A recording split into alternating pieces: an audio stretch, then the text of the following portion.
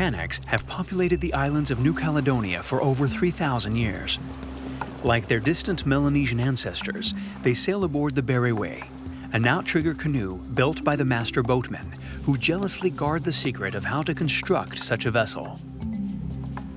Because for the Kanaks, the Bereway is more than just a boat. It carries within it the spirit of the elders. It is a symbol of the bond that unites man with the ocean.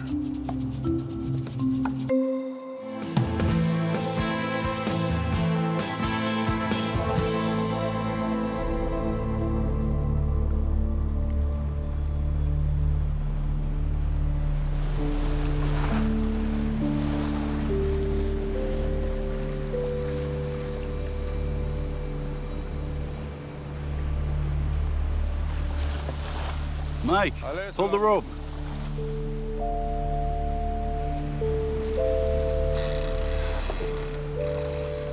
Like his father and grandfather before him, Joseph is master boatman.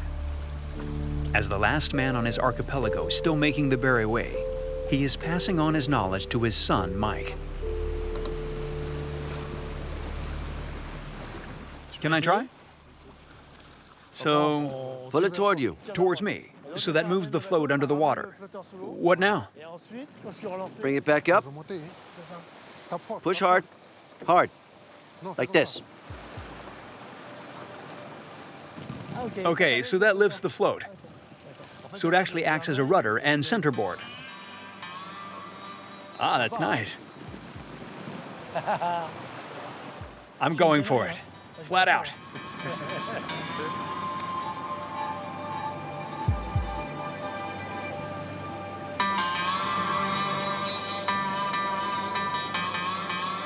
Beautiful.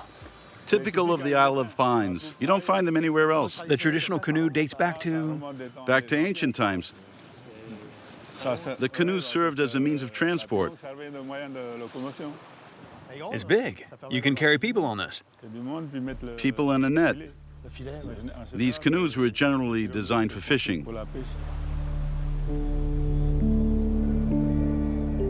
Situated 1,200 kilometers east of Australia, the archipelago of New Caledonia is made up of 5 main islands and a multitude of small islets. Joseph's village, Vau, is on the Isle of Pines, an 18-kilometer long strip of land shared by 8 tribes. Joseph and Mike belong to the Clan of the Sea. They supervise traditional rites and fishing rituals. They are the keepers of the know-how and the techniques required to build canoes. Today, as head of the clan,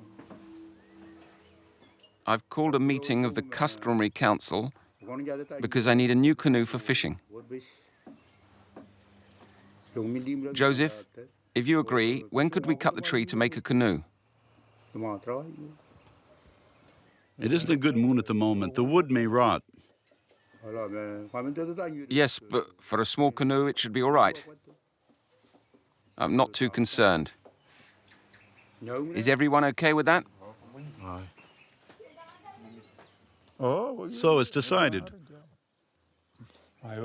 We'll cut the tree. Prepare the tools and sharpen the blades. Mark, you can come with us to cut the tree. Okay. Must there always be a consensus to do something like this? It's important to talk about it. Otherwise, if you don't come to the meeting and do something without our agreement, it goes down badly.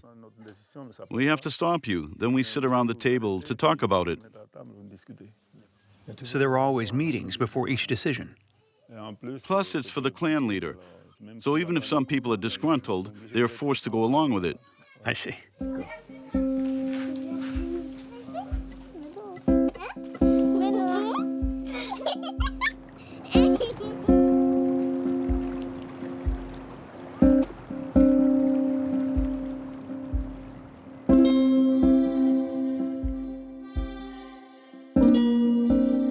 Driven by a strong breeze, we sail to the southern tip of the island.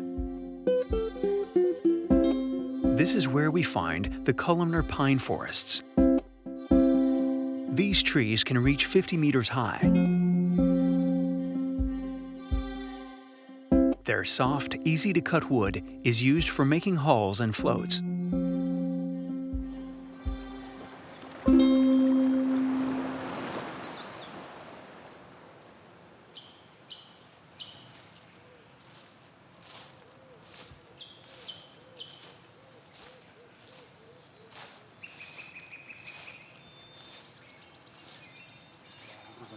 See if there's a tree that suits you. I don't know. Take a look around. See whether the size suits you, whether it's the right height. How about this one? No, that's no good. Well, let's press on. Ah, this is a good tree. I spotted it earlier. Both are good. How about this one? No, not this one. Okay, let's go back this way.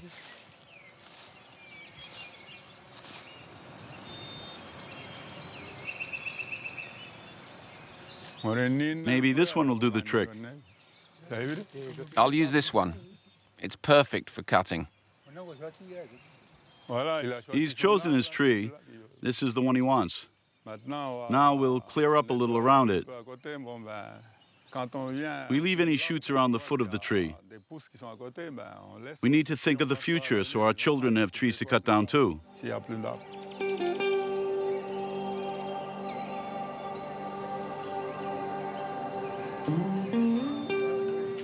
Reinforcements are here. All the youngsters are here. Hi. Hello. So now we have a little manpower. For the young people of the village, to take part in the construction of a canoe is to follow in the footsteps of the elders and carry on the ancestral tradition. It establishes their credentials as members of the clan. This kid is very young. That's right. So are you impressed? This is the second time he's carved out a canoe. He's worked on one before. I'm a sailor. I've been sailing since I was your age, since I was 10 years old. You're gonna learn, but he had to learn to sail too. Do you prefer canoes or motorboats? Both. Ah, both. I thought as much. Kids like tradition, but they like to go fast too.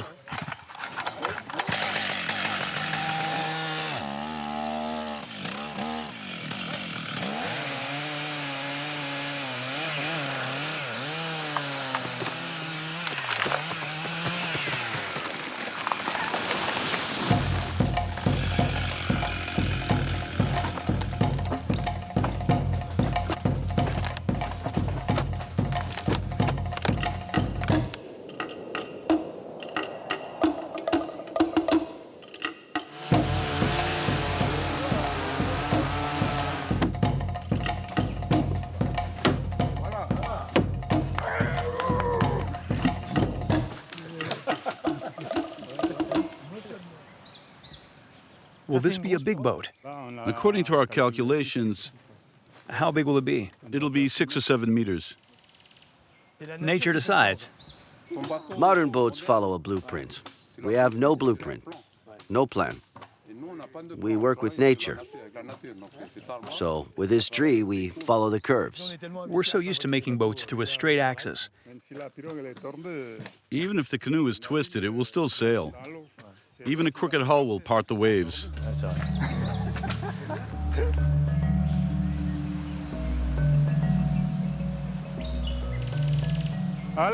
Come on, Mark. You do the shouting.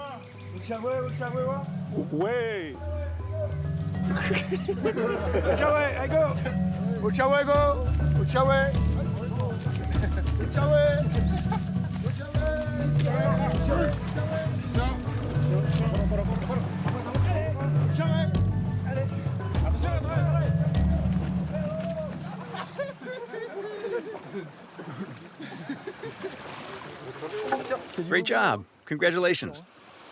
Thank you, And to the whole team. including the reinforcements You work together. and the white man's machine, as we call it. Yeah. It sure saves time.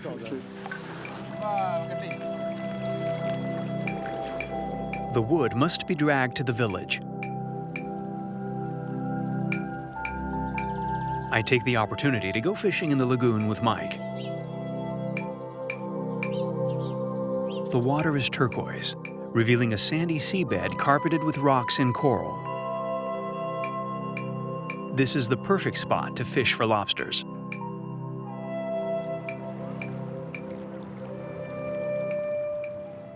Do you really need gloves? Yes, the lobster stings. They have spines. On the shell. On all lobsters. All lobsters. So these are workers' gloves. Yes.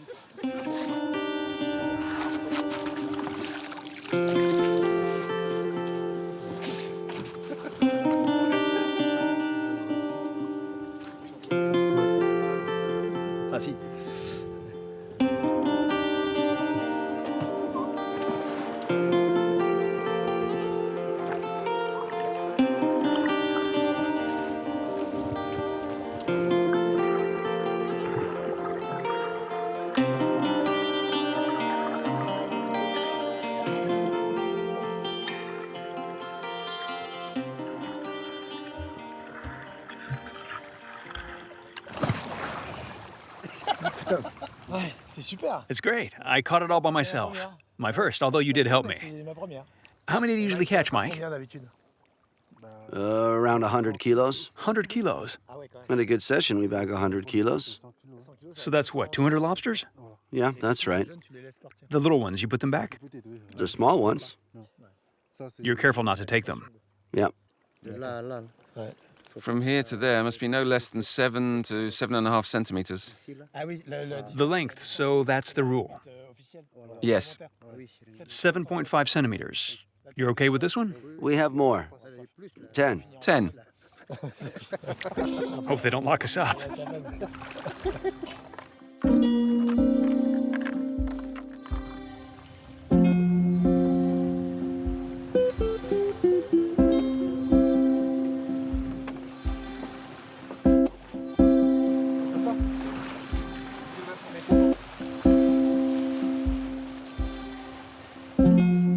Night will soon fall, and the village is still far away. We decide to camp on the beach. A few branches to light a fire, lobster to eat. A simple existence at one with nature.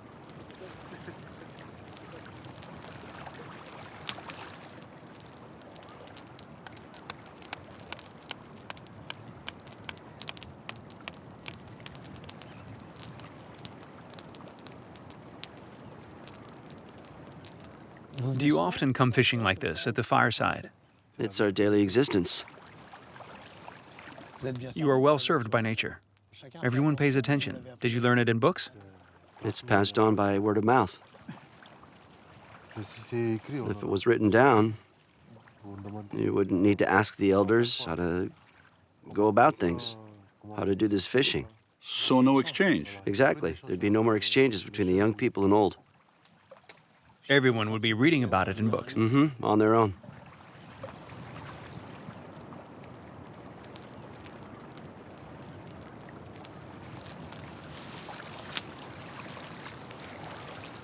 Hats off to the cooks. This is excellent.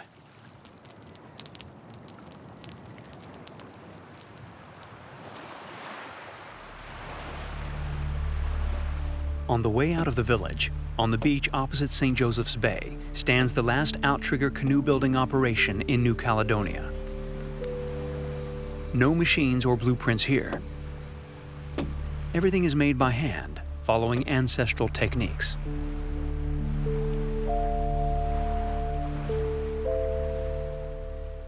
Are you okay, Joseph? Yes. We've made progress. Alexander is doing all the work.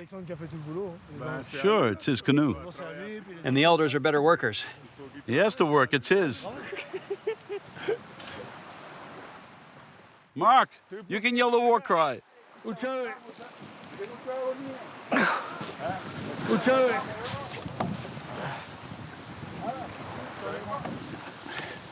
Ouais, Ouchema. Allez, ouais, Ouchema.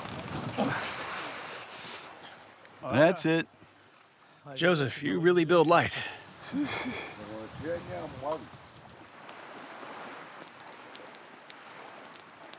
The Berryway is constructed following very specific guidelines. Every gesture, every technique is the fruit of ancestral know-how. Why is a fire set in the dugout? It's a way of treating the wood. Setting a fire heats up the wood and drives out any insects. And to hollow out the wood. Yes, it hollows out the hull. So you heat up the canoe, then scrape off the charred wood. We learned from our uncles because we lost our father when we were young. We were really young at that time. We would come along when we knew some of the elders were working on a canoe.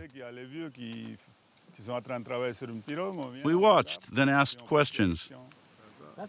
It's burning on the side too. Is that normal? Well, when the flame spills out, you use the brush to throw a little water on it.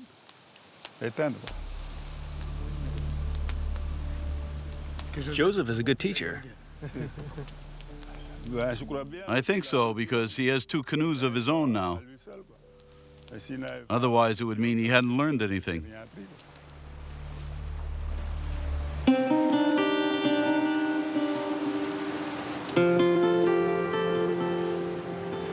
For the Kanaks, the Berryway is more than just a boat. It is the glue that binds together members of the clan, forging their identity and asserting their rights over the ocean.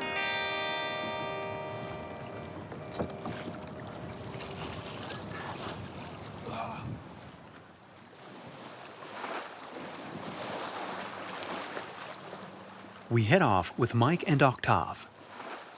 Tonight, a celebratory meal is planned in the village to honor Alexander and his canoe.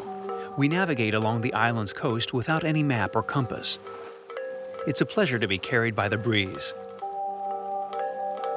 Octave knows every inch of the lagoon, the currents, the creeks, and the reefs where the fish are.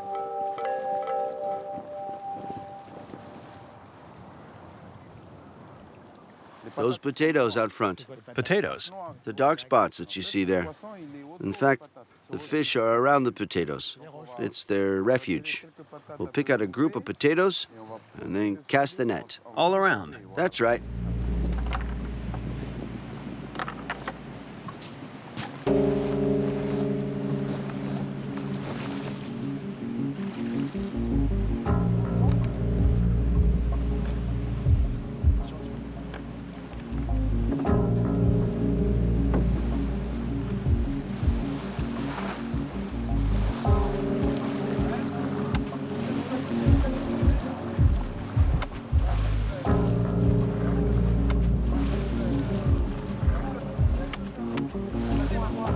Come on, make some noise. Does beating the water drive the fish away? Precisely. Mike's got it all down.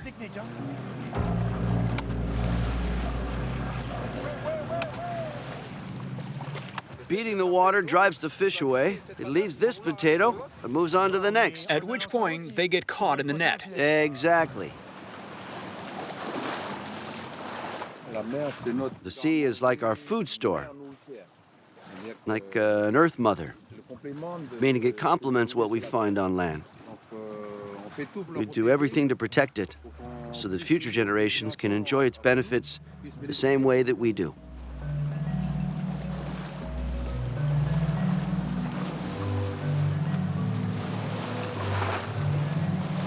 Ah, nice little dawa. Great. There you go. So do we have enough fish for a bunya? Mm-hmm, plenty. The bunya doesn't need a lot of fish, just to give it flavor. You drench it in coconut milk, and you're done.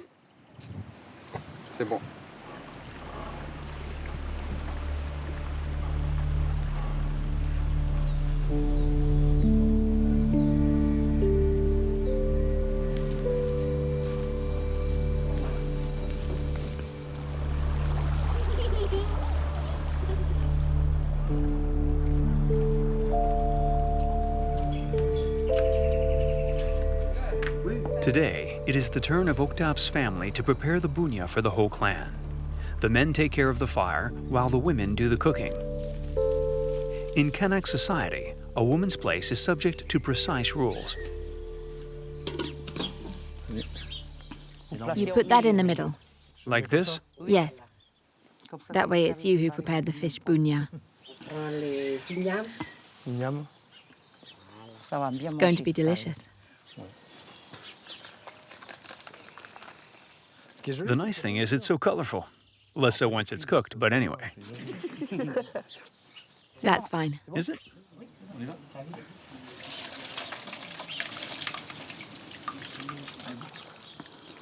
So the vegetables will soak it up? That's right. How long does it take to cook? 2 hours in a traditional oven. Is it only women who do the cooking? The men help out too. They cut the meat, the roast. On the other hand, only the men go fishing.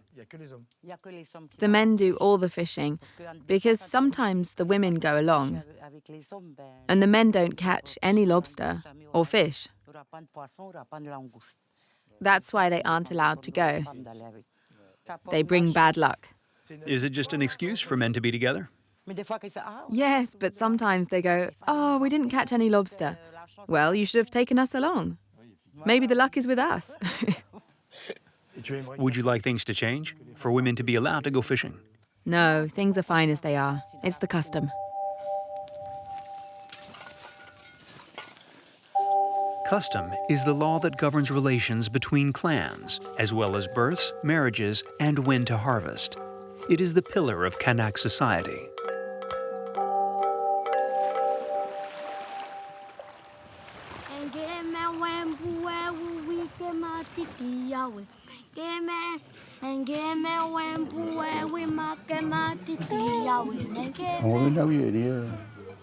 I wanted to thank you all for helping me cut the tree. It's important for the clan to be gathered together. Thank you all very much.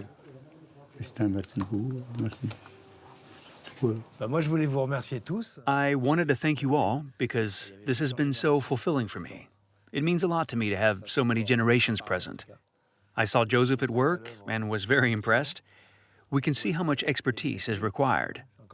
He is still the patriarch, and young people are going to have to work a little harder. Right, Mr. Mike? And I couldn't help notice that you had a small chainsaw, while your father had the big one. So next time I come, I expect you to have the big chainsaw. Anyway, thanks for everything. You've come a long way, so this canoe will bear your name as a souvenir of your time on the Isle of Pines. I'm very flattered. A small part of me will remain here. This will be one very fast boat. It's going to be a racing canoe. Alexander's hair will be swept back on his head. Thank you, Alexander. I'm a guest. I don't want to ruin dinner.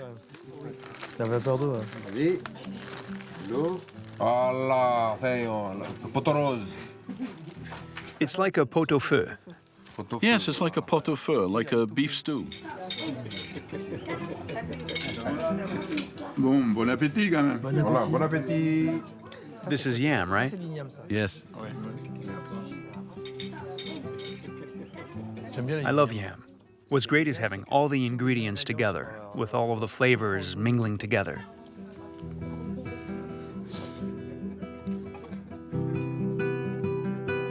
Allez, on y va.